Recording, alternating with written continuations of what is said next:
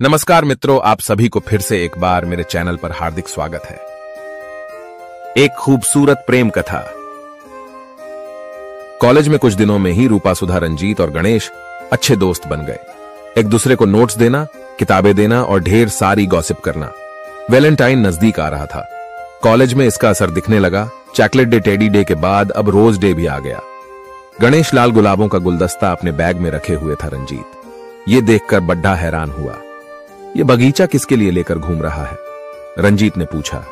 सुधा के लिए, गणेश ने कहा तो रंजीत ने गहरी सांस भरते हुए कहा, यार तेरे जवाब ने मेरी जान बचा ली, वरना मैं आज ही तेरी जान ले लेता या अपनी दे देता। चल नौटंकी न कर ज्यादा। अब तू मेरा एक काम कर, ये फूल सुधा को दे आ मेरी तरफ से। उसका दिल भी टटोल लेना। अगर उसकी हां हुई तो ठीक, वरना मेरी दोस्ती भी टूट जाएगी। तू पूछ कर देखना, फिर कहना कि मैं मजाक कर रहा था, गणेश ने कहा।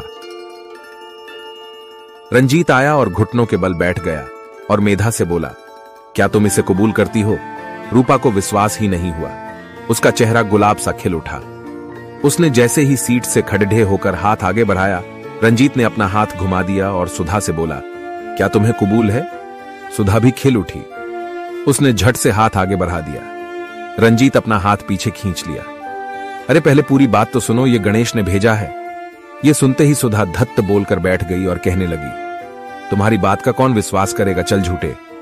बात बिगड़ती देख रंजीत बोला, अरे यार मैं मजाक कर रहा था, आज पूरा बुके उठा लाया, मगर कोई नजरों में जची ही नहीं। अब इन खूबसूरत फूलों को फेंकने से बेहतर है कि तुम दोनों इन्हें आधा आधा बांट लो।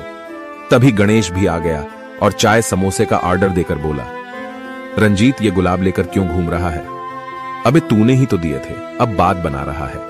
किसी लड़की ने तुझे घास नहीं तो अब मेरा नाम ले रहा है। गणेश उसे चिढ़ाते हुए बोला, हां चल मैं झूठा ही सही, पर सच तो यह है कि तेरे नाम से ये दोनों ही फूल लेने को तैयार न हुई। रंजीत ने कहा तो गणेश खिसिया गया और बोला, मैं तो येलो गुलाब लाना चाहता था फ्रेंडशिप के नाम पर, लेकिन येलो तो खत्म हो गए थे तो रेड रोज ही ले आया। कोई बात नहीं, अब इसे यही खत्म करो, हम चारों ही बेस्ट फ्रेंड हैं। रूपा ने कहकर बात वहीं खत्म कर दी।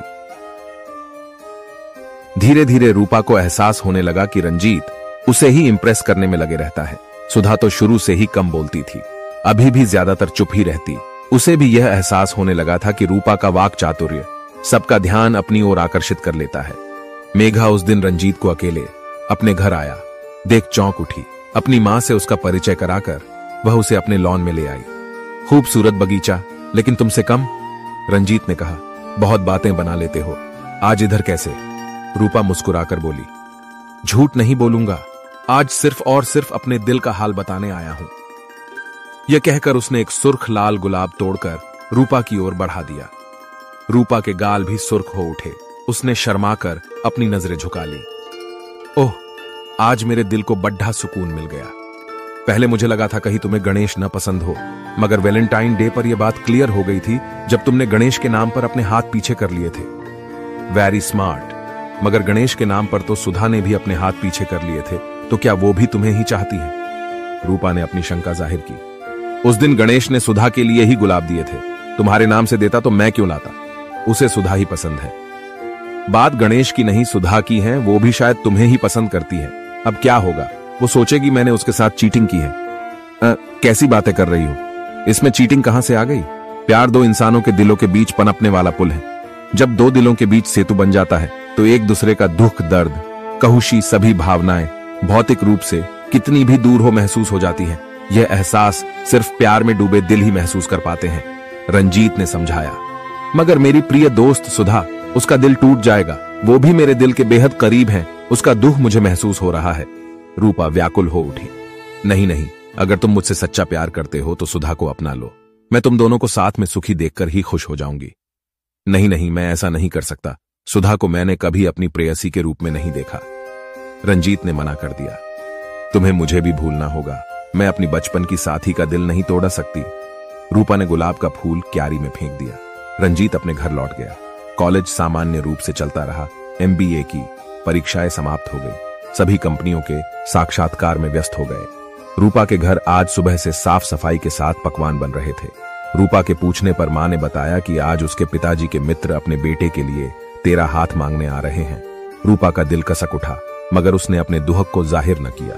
शाम को मेहमानों की जगह रंजीत के परिवार को देखकर वो चौंक गई।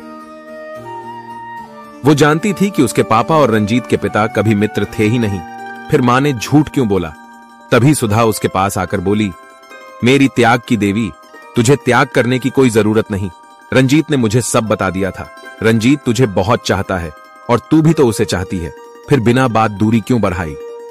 सुधा, तू भी तो धत्त पगली। मैंने कब कहा कि मुझे रंजीत से प्यार है? अपने मन से सब सोचकर बैठ गई। जा, ड्राइंग रूम में सब तेरा इंतजार कर रहे हैं। रूपा के जाते ही सुधा के आंसू बह निकले। उन्हें पोंछकर बुदबुदाई, रंजीत, मैंने तुम्हें और रूपा को आपस में मिलाकर अपना सच्चा प्यार साबित कर दिया। मेरे एक तरफा प्यार का तो यही हश्र होना था, मगर फिर भी मैं बहुत खुश हूं, क्योंकि मैं तुम दोनों से ही पागलों की तरह प्यार करती हूं। अगर कहानी पसंद आए तो कहानी को लाइक करो, चैनल पर नए हो तो चैनल को सब्सक्राइब कर लो।